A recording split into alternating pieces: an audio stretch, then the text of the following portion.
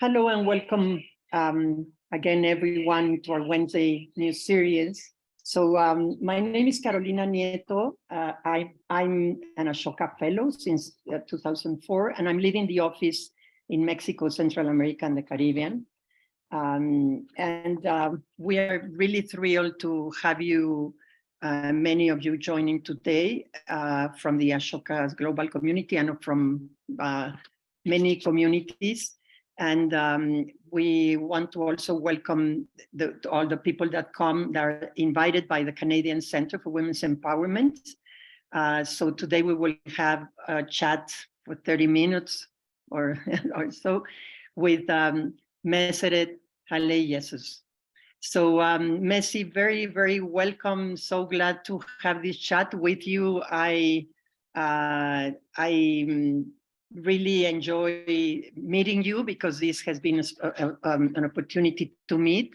So, so just before we start chatting, I would like to invite everybody to have their questions through the Q&A bottom at the bottom of the screen, so we can at the end answer the questions that we have time for. So let me introduce, I'm going to say very little about Messi because she's going to be showing us a lot about herself in this chat. But Messi is a very strong leader, a businesswoman, a philanthropist, and a change maker and a social entrepreneur that is an example for the world. She's the founder of the Canadian Centre for Women's Empowerment that we will listen to more today, where she works around economic abuse and ways to prevent women and girls from fully realizing their human rights.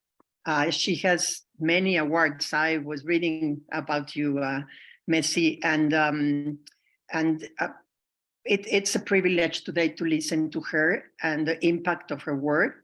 So instead of talking about all the achievements that I read about Messi, I would love to talk to you and listen to your life through whatever you show us today.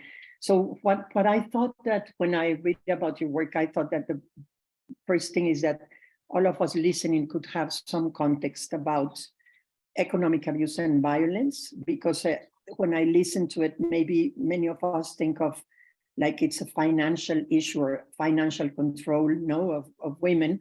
But when I think it has a much wider perspective. So could you please expand on it and give us some context so that we all understand what you're talking about? Okay, thank you so much, Carolina and Ashoka teams across the world for giving me this opportunity. And it's my honor to speak about, which is the most important cause, which I founded almost 5 years ago in Canada. And thank you so much for giving me this opportunity. So economic abuse is a unique form of domestic violence and includes behaviors that controls, survivors' abilities to acquire, to use and maintain economic resource. So it's not only finance, but there is also pieces that really affect women in many ways in terms of accessing economic resource. So this is a behavior, this is a tactics that can result someone's becoming economically dependent on their partner, and may also sometimes, limit the ability to live relationship and economic independence. And this form of violence, it's underreported, underrecognized, and many people, they don't talk about it because you don't have any physical bruise, and usually also accompanied by other form of violence like, physical, psychological, and emotional abuse. So economic abuse is not only finance, it also encompasses economic resources, which is basic necessity, including food, shelters, bank account, transportation, and many, many other, economic resources. So there are even 3 types, probably like our listeners, they can understand in depth, so that it really helps for our, next conversation, people, they will understand more. So there are 3 forms of economic abuse. So the first form of economic abuse is called economic control. It occurs when perpetrators deliberately prevent victims from having access to knowledge of financial resources, even sometimes any financial decision-making power. So there are also few tactics, for example, like not including women in any financial decision, sometimes also not including women to access family finance, and controlling even finance at all is also part of this. And the second forms of like economic abuse is employment sabotage. So as you know, employment is a source of also income and a source of economic resource. So deliberately, the perpetrators destroys, women economic employment. So there are also some tactics, sometimes perpetrator, disencourage and interfering women to go back to school or to go back to to access more employment opportunities. And sometimes it's very, very tricky, and then it's very horrible form of this, this violence, because when I speak from my heart, so you can see. Yeah. So what they did is perpetrator deliberately victims, obstructing them or blocking them, not accessing other source of income, sometimes child support, government benefit, disability benefit, social assistance. That's kind of a deliberate form of violence. And the third one is economic exploitation, which is the most common form of violence, which happen for most taxpayers, especially women who have an income. So this form of violence is usually perpetrator intentionally engage in behaviors aimed to destroy victim financial resource, including credit. So it's maybe stealing money, it may be also opening and using victim credit lines so that women credit will be destroyed at the end of the day. Sometimes also, especially if she is in abusive relationship, perpetrators refuse to pay any kind of bill. And sometimes they take their electronic signature, and also they take a lot of debt on behalf of them. And there is also gambling, So it's very complex, and it reflects in different forms because it's a behavior and it's very complex. And this is a critical barrier for a woman to leave abusive relationship. And also, it doesn't rely on physical proximity. It continues after separation. So when you see the statistics, many women sometimes undergone 2-3 times, bankruptcy because of the maze, because of the complexity of the nature. And at the end of the day, women left with bad credit, lack of financial security, which impacts the ability to rebuild their life, after leaving the abusive relationship. So the impact of this all credits, the poor mental health, and the sporadic employment, histories, homelessness caused by this form of violence, it's a very extreme for a woman to thrive, to heal, and then to gain also their economic power. Even it's also very challenging for service providers, including financial institutions, to address this issue. So this is all about economic abuse. No, it's amazing. I work with violence with women because I work in gender, but I had not seen all of these, all all where it goes. No, it's really amazing. So, and could you tell us, Messi, when I listen to this, what's the size of this? What's the dimension, and how are you addressing this? Because I know that one part of the work is with women, but I'm sure that that's just a little part of it. No, it's difficult. Yeah, so in terms of the prevalence of financial or economic abuse in the context of domestic violence, global data shows that more than 95% of women who experience domestic violence also experience economic abuse. And also 1 in 4 women who experience economic abuse, they left abusers. So that's kind of the statistics it shows. Even my organization in the pandemic, during the second lockdown of the pandemic, we conducted a research in the National Capital Region of in Ottawa. So we found that 93% of women experience economic abuse. So the significant is, it's by default, many women, those who go through this situation, definitely they are impacted. And also even various studies also shows that there is also a lot of association, there's a significant association between economic abuse and other, outcome. As I mentioned, mental is also one of another issue, financial impact, as you know, And also the parent-child relationship, because the children undergo with trauma, poverty, and then also with a lot of emotional and societal problem because of this issue. And at the end of the day, the quality of women is also impacted. And even when you see the health impact, recently I also read few researches, it shows that women eventually they become susceptible for chronic disease like stroke, heart disease, diabetes because of the trauma and the stress. So it affects everyone, with regardless of your socioeconomic class, your skin color, immigration status, gender identity, race, you name it, everybody is affected by the situation. Unfortunately, finance is a taboo in many cultures. Violence is a taboo. People, they don't talk about it. And of course, when we see the statistics also in Canada, Black, Indigenous, and people of color is highly impacted because of the systemic barriers, what we have here in Canada. But as the organization, we always, even I personally believe that economic abuse is a systemic problem that we severely lack, the infrastructure to address this form of violence. So still we are continue conducting many research in Canada, but it's very hard, even we don't have a lot of data, but hopefully, our future researches and our future data also, it shows us how it's very significant and affects specifically for the marginalized community.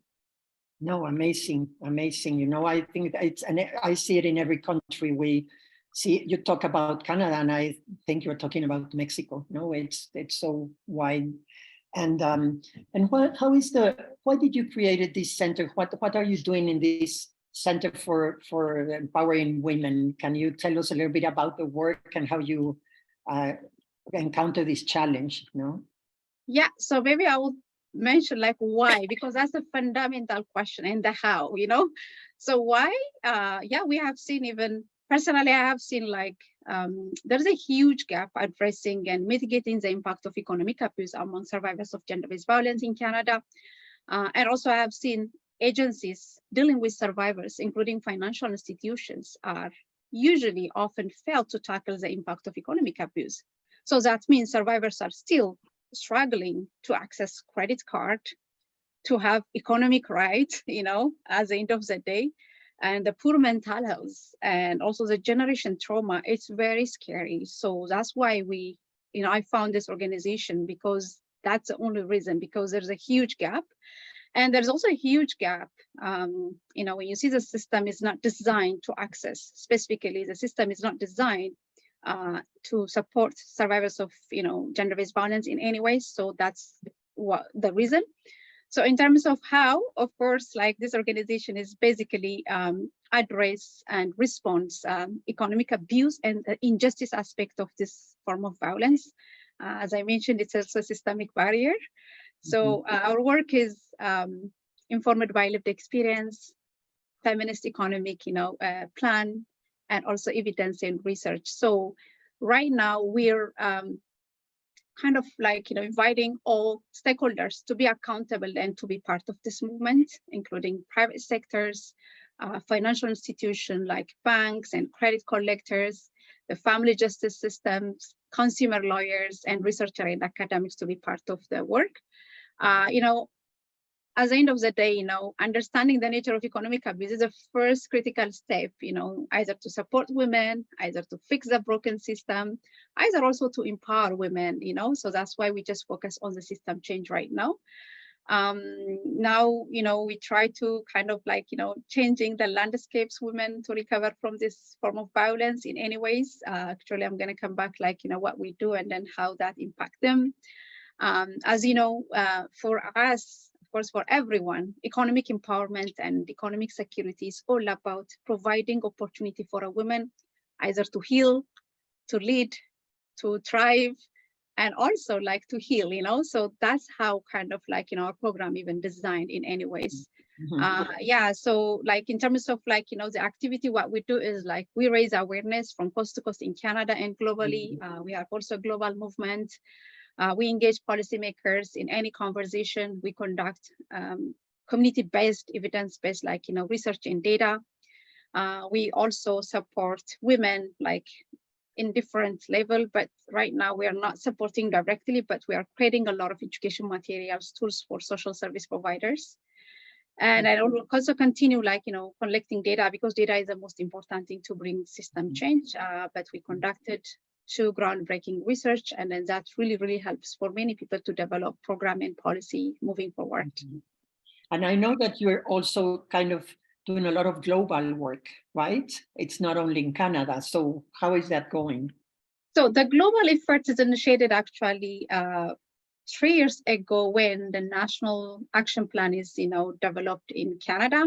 So yeah, we invited national stakeholders from Australia, United Kingdom, New Zealand, Israel, and South Africa, because we have a Me Too movement globally, but nobody talks about economic justice. But we knew that economic resources, the most critical and fundamental, things like to address gender-based violence.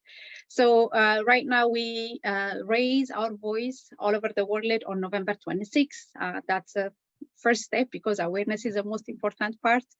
The second work, actually, we didn't decide how we could move forward, but my vision as a leader and my vision as a founder definitely will create more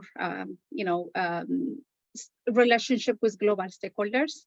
And also in the future, definitely will engage also United Nations, and then to make this issue also one of the top priority on gender-based violence intervention. So that's how we work. And also we published, by the way, the first global response in collaboration with those countries.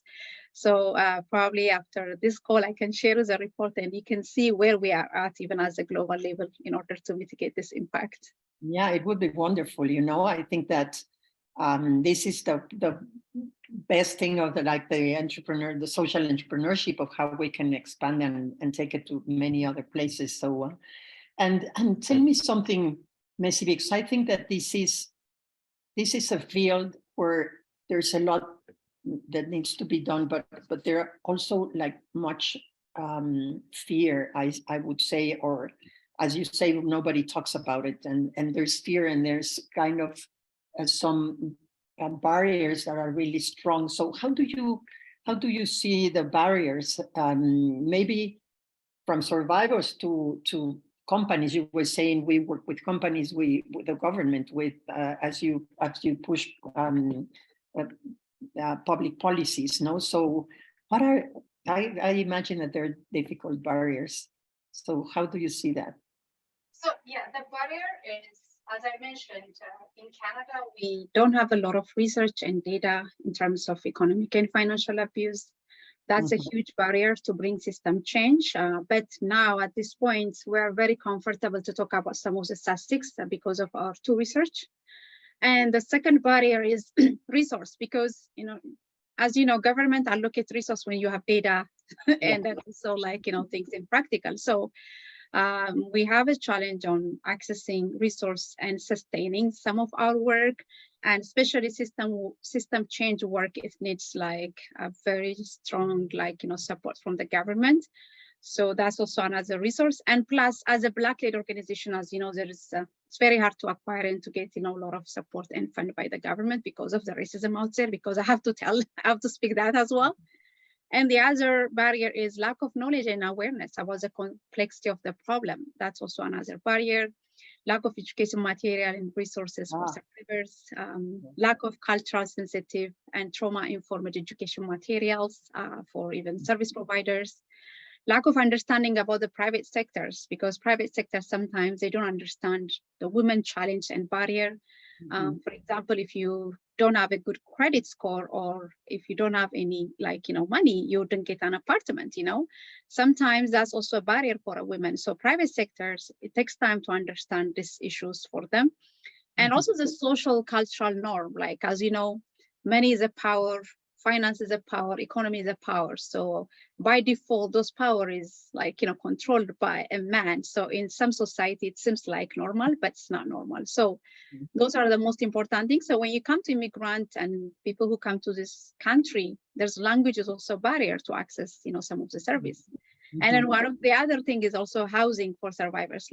Housing is not affordable, and it's not even accessible for many people because of their credit, because of lack of banking services, and also because of the expense. What we have seen now, it's inflation. Many women, they can't afford even to live abusive situation. And access to justice as well, because Access to justice is also one of the huge issue for survivors, because it's really, really very hard to get like a lawyer. It's very hard to get like, support because of the complexity of the situation. Yeah. Mental health services also is not accessible, especially for Black, Indigenous, and gender diverse folks out there, because of the barrier and the systemic, issues what we have seen. So it's layer like, the situation is more complex. There's a stigmas, especially in the racialized community for a woman, being a divorce, being a single mom. It's very challenging. Oh, It's also courage for a woman to open up their story and to share the things what they have been. And also employers as well, because of the racism what we have seen, like some employers, they will not allow women who live like, somewhere in shelter far away from the city. So some women, they don't have transportation because of the abuse, So it's kind of intersectional, and then it touches all socioeconomic line. So the significance of the problem and barrier is so huge for service provider, even for policymakers, even for women. So those are the barriers, but like, we're kind of continue pushing and the government to understand this issue, to allocate research, to have more data, and then to have inclusive economic empowerment at the end of the day. So that's our work. Actually, there's a question at the chat that says that you mentioned the policymakers and public policies. So it asks, what are the examples of good policies in Canada or elsewhere that guard against economic abuse? Okay, that's a good question. And so right now, policymakers and financial institutions now recognize the impact of economic abuse through all our advocacy. So we have a national task force, expertise. They represent many organizations and financial institutions. So by the support of this expertise, we developed few policy recommendations for the Financial Consumer Agency Canada and then financial institutions. So now there is an understanding of this issue. So that's a huge step because, policy change, especially on corporate world, it's very challenging. But now those understanding is a huge success for us. And in addition to that, more than 100 plus cities across Canada dedicated one day to raise awareness about this issue. So, which is November 26th in Canada, not only in Canada, in United States, in Australia, UK, November 26th is recognized as a national day. And of course, the government of Canada also first time when they developed the national action plan, they recognized economic abuse is also one of the most difficult and complex form of violence. It has to be addressed. And then, of course, we were also invited many times to speak as a member of parliament at the House of Commons about this issue. That shows how policymakers is also recognizing this issue. So, there's a lot of things we're doing right now, but like policy making, policy change, and sustaining this work, it needs a continuous effort and collaboration. So we're in belief. So and there's another question that is connected that is good also, that are there steps financial institutions can take to help women facing economic abuse? No, and it says now that the issue is thankfully becoming more visible, but still, what steps have you seen? Are there any? So the first step actually has to be, that's what we advocate right now. The bank employee needs a training, because survivors of gender-based violence or intimate partner violence, they need a trauma-informed and violence-informed customer services. Because these women are traumatized, these women, they don't have any knowledge about their financial situation. So we need to build the capacities of frontline financial, expertise. So the bank should allow and then adopt a policy to protect women. So the second most important thing is the bank should adopt a confidentiality policy, because what happens, especially if you have a joint bank account with your abuser, so you may move out from that house, or you may move also maybe from one country to another country, from one city to another cities. So still your perpetuator still know where that transaction comes, where you should buy, and then you can have that information because still you have a joint account. So what we are asking the bank right now is, if women have experienced domestic violence, they can flag her account. They can also put like a remark so that like women should be very confident that our account would be protected. And then the other aspect of request, actually, we are asking them is to develop a program and then also products and services. For example, accessing credit card is very challenging for many women because minimum, you have to pay like the minimum payment every month, but many women, they don't have income to pay that minimum fee. So what happened is, if you skip to minimum payment, at the end of the day, the bank suspend your credit card. That's a rule, usually 16 days. So what happened is, if you don't have any credit card, you cannot access Uber, you cannot go back to school because you have to pay you need your credit card for registration.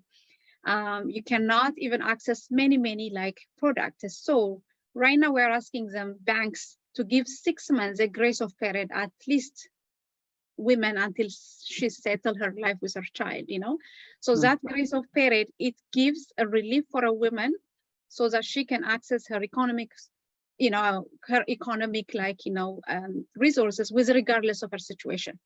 And the last request right now, what we are asking them is, without identification card, IDs, or passport, bank should give them a temporary bank account. So what happened is, you may leave your house, you don't have a permanent resident, you may be in shelter, you may be homeless. So usually the bank, they need a physical address to have a bank account.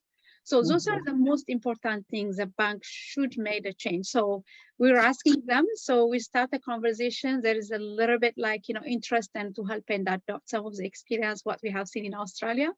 Hopefully after 2-3 years, things will be changed, and maybe I will come and share you our success story at that time. Well, but at least, it's starting to happen. That's what's really amazing, I find it amazing. I love it. And Nessie, I know we are close to closing time, but there's a question that we need, and we might go, but for everyone here, we might go a few minutes later, but because I think it's really beautiful. It says, are there any tools accessible to us to make sure we are not putting an economical abuse on our loved ones? Yeah, so in our website, actually, I'm going to put it, there are 6 checklists we develop for anyone. So if you know someone who have been through the situations, maybe your family members, friends, and neighborhood. So there are a checklist, actually, I'm going to put it in the chat box. So I think that checklist is very helpful. So what we encourage always in our advocacy, please don't judge anyone, because if we judge a woman because of her trauma and because of the abusive situation, especially from the racial culture, we have that because the society will expect us to act in a certain way. And then if you smash that small box always, you will be stigmatized and discriminated by the society. So please, let's avoid the stigma of the survivors of gender-based violence. I think the most important thing. And the other thing is also, let's talk about finance. Talking finance is it shouldn't be a taboo, because finance is the most critical aspect. Let's make this conversation normal. Let's talk about young kids. Let's talk about this conversation at high school. Let's talk about the unhealthy financial relationship. That's the most important thing, to bring this change, because policymakers at the end of the day, they only change some of the policy, but as a community, we need to kind of bring this conversation without shame, without guilt, without also any kind of socioeconomic situation. I think that's the most important thing. So if you know also someone who have been in the situation, remember there is always a mental health impact. Women, they have gone through post-traumatic syndrome, stress syndrome, PTSD, stress, depression, and many forms. So if a woman or if family members have been in that situation, let's talk to them. Let's find the resources. Let's also tell them it's okay to experience this form of violence. And then the other thing is as well, try to listen. Listening is the most important step of the intervention. So that's why the reason women, they don't leave the abusive situation, because the society will judge them. I think that's my message. That would be a very kind of good in order to even mitigate the impact and the complexity of this issue. Right. Wow, that's really beautiful. Yeah. And being conscious of that this can happen, and mostly learn about it. I love it. So Messi, we have the last question, but it's just to close up because I think it shows your work. They ask for women who have benefited from your center. do they play roles in building the movement moving forward, like helping other women, pushing for reforms, etc.? So yeah, so yeah, we had a support group long time ago when we started this foundation, women who have gone through this situation. So we had two groups actually, victims and survivors of economic abuse, and also those women who moved out from that life. And some women also, they want to be an advocate and be an ally for this cause. So in our national task force or in any our our movement and coalition, people who have lived experience, I really appreciate their wisdoms, their resilience, their passion to change this world. So yeah, they're part of us in many ways when we conduct research, when we also review our documents, when we also do an outreach. Always the hurt of survivors of gender-based violence is also included in any way. So yeah, that's what I would say. Yeah. Such a movement. I love it. I love it, Messi. And it's been really wonderful to listen to you. We could go on forever. I was writing here so many questions I will ask whenever we meet again. But thank you so much for being here. And I don't know if you would like to say something just to close so that I can give the last words. So my last word always is, as I said earlier, I'll repeat it. So let's create a sustainable economic empowerment platform for survivors. Because unfortunately, when we address gender-based violence, we only focus on the aspects of certain issues, but creating a sustainable economic empowerment is not the only solution to end any form of gender-based violence. Mm-hmm. And then also, let's consider, children in our program, because the generation trauma, the violence, it's kind of like a cycle. So we need to break that. We need to also start the conversation for the younger kids and the younger generation. And for someone who is watching this conversation, if you want to address this gender-based violence, please work closely with the school boards, because school is the most important and the very good entry point to address those kind of violence. Mm-hmm. And because education, we talk about education, but we need to educate the younger kids. So that's my, message for today's conversation. Thank you, Messi. And I love that we can talk about violence and women, but also talk about the economic system that needs to change. So I love it. We will continue sometime. So thank you very much. We invite all of you to follow Messi's work through the links that we put in the chat, and we will go on seeing what you're doing. And for all of you, please follow up on the links today and the recording that you will have, that you can also share. We really hope to see you next Wednesday in our Welcome Change weekly series, and so that you can really enjoy all this learning. Thank you very much, and see you again next Wednesday. Thank you. Thank you.